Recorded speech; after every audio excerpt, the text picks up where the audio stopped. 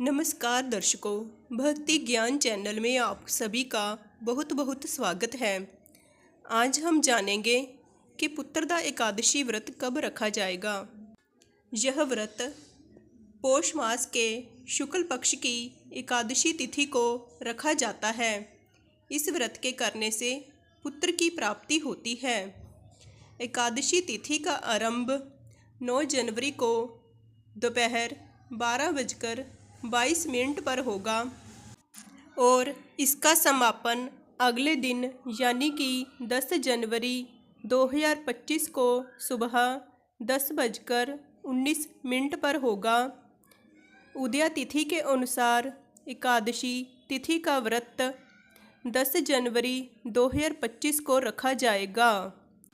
एकादशी व्रत का पारण अगले दिन 11 जनवरी 2025 को सुबह 7:17 से 8:21 तक किया जाएगा।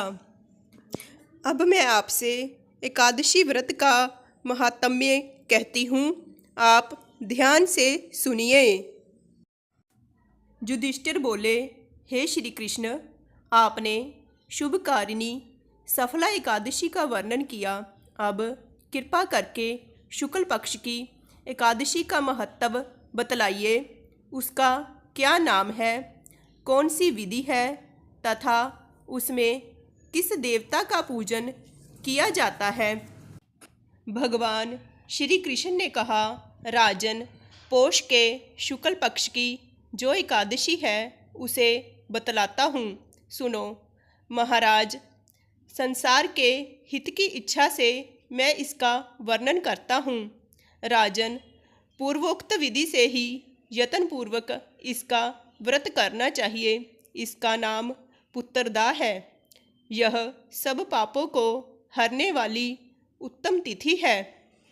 समस्त कामनाओं तथा सिद्धियों के दाता भगवान नारायण इस तिथि के अधिदेवता हैं। चराचर प्राणियों सहित समस्त त्रिलोकी में इससे बढ़कर दूसरी कोई तिथि नहीं है। पूर्व काल की बात है, भद्रावती पुरी में राजा सुकेतुमान राज्य करते थे। उनकी रानी का नाम चंपा था। राजा को बहुत समय तक कोई वंशधर पुत्र नहीं प्राप्त हुआ, इसलिए दोनों पति पत्नी सदा चिंता और शोक में डूबे रहते थे। राजा के पितर उनके दिए हुए जल को शोकोच्छ्वास से गर्म करके पीते थे। राजा के बाद और कोई भी ऐसा नहीं दिखाई देता जो हम लोगों का तर्पण करेगा। यह सोच सोचकर पितर दुखी रहते थे।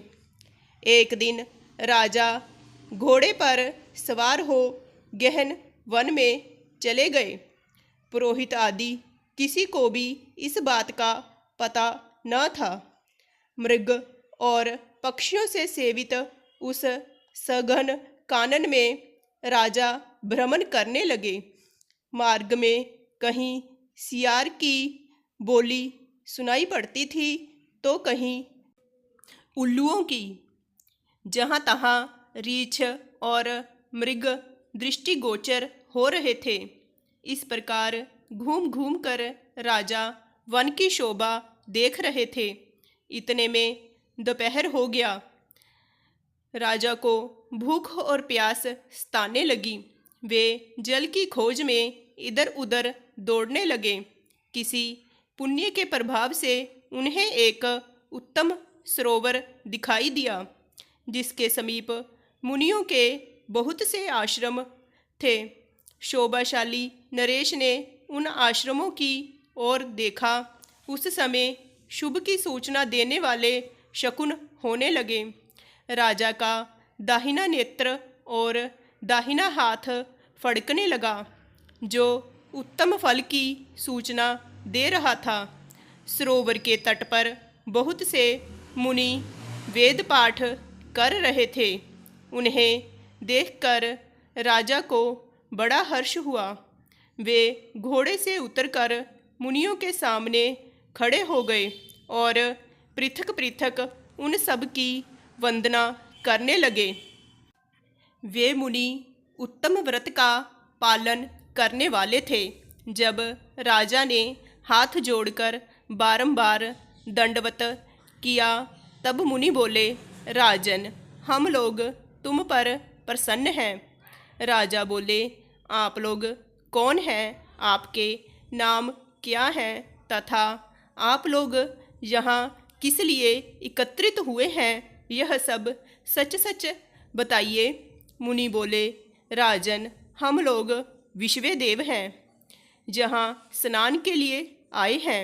माघ निकट आया है। आज से 5वें दिन माघ का स्नान आरंभ हो जाएगा। आज ही पुत्रदा नाम की एकादशी है, जो व्रत करने वाले मनुष्यों को पुत्र देती है। राजा ने कहा, विश्वेदेवगण, यदि आप लोग प्रसन्न हैं तो मुझे पुत्र दीजिए। मुनि बोले, राजन, आज के ही दिन पुत्रदा नाम की एकादशी है। इसका व्रत बहुत ही विख्यात है। तुम आज इस उत्तम व्रत का पालन करो।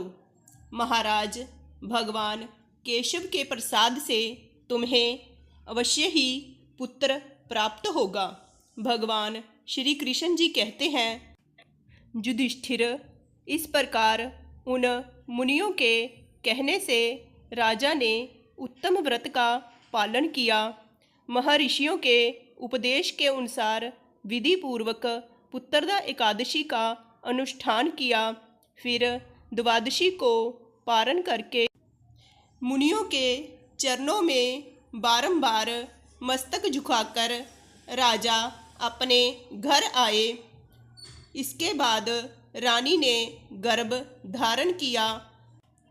प्रसव काल आने पर राजा को तेजस्वी पुत्र प्राप्त हुआ, जिसने अपने गुणों से पिता को संतुष्ट कर दिया। वह प्रजाओं का पालक हुआ।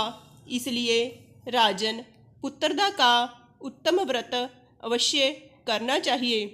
मैंने लोगों के हित के लिए तुम्हारे सामने इसका वर्णन किया है। जो मनुष्य एकाग्रचित्त होकर पुत्रदा का व्रत करते हैं, वे इस लोक में पुत्र पाकर मृत्यु के पश्चात स्वर्गगामी होते हैं। इस महात्म्य को पढ़ने और सुनने से अग्निष्टोम यज्ञ का फल मिलता है। बोलिए कृष्ण भगवान की जय। बोलिए लक्ष्मी नारायण भगवान की जय।